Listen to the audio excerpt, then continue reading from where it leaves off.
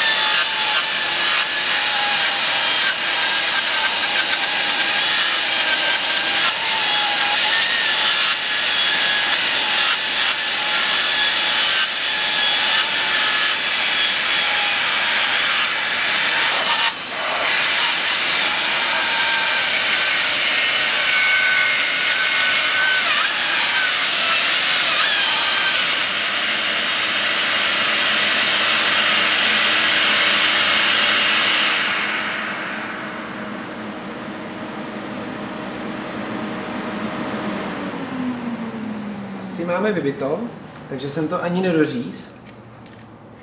A ta baterka, když ji dám, tak je jako opravdu teplá. A ještě tady teda svítí, nebliká, tak já to zkusím ještě doříznout.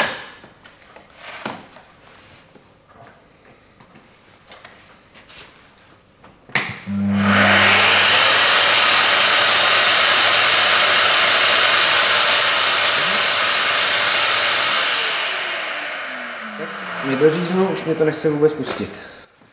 Takže teď si tam zkusíme dát tu HDX a uvidíme, jestli to s ní půjde líp.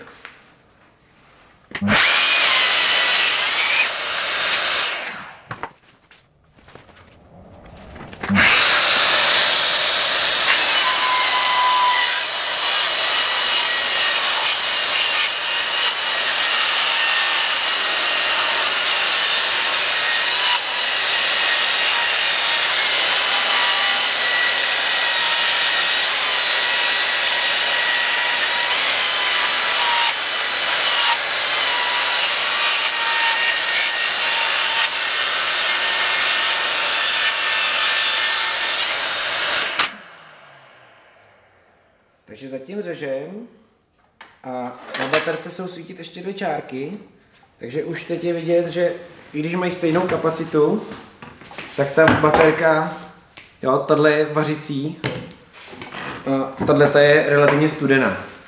Takže jdem pokračovat a už teď je vidět, že prostě na té tvrdosti těch baterek je to znát. A i když jsou kapacitně napsané, že jsou stejně, tak to tak není. Tahle vám prostě vydrží díl.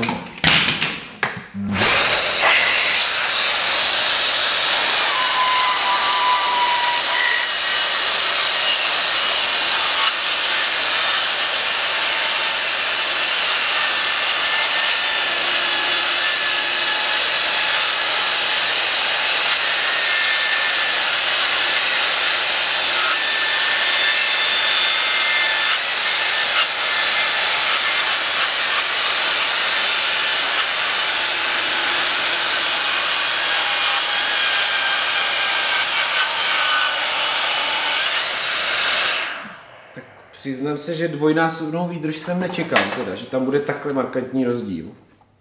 Už mi teda bliká, ale teď už se teda i zahřál, ale furt je tak jako je to hodně exaktní, ale tahle je vařící a tahle je trošku teplá. A zkusíme teda řezat dál, jako uvidíme, co to svede.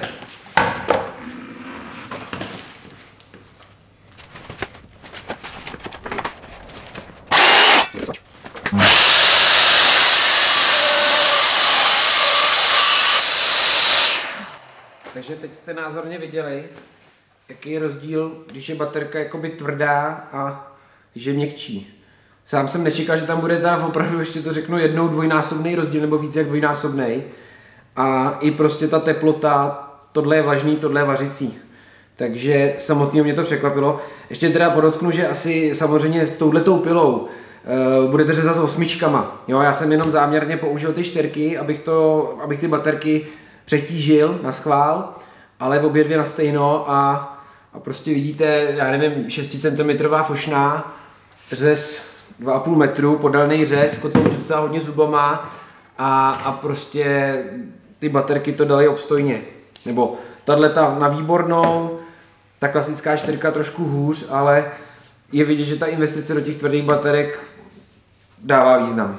Tak ještě jsem zapomněl ukázat, k novým baterkám je i nová výkonná nabíječka, nabíjí až 16 A. Tu 8 Ah baterku tak dokáže nabít přibližně za půl hodiny. Jo, tady máte ukazatel, je už tady silnější kabel, tak je tady udělaný takhle konektor, ventilátor, nucený chlazení toho akumulátoru a tady je potom USB-C pro nabíjení telefonu. To je už takový detail, ale tady jde hlavně o ten výkon, že prostě, když máte výkonné baterky, ideálně i výkonnou nabíječku, aby to odsejpalo při tom nabíjení.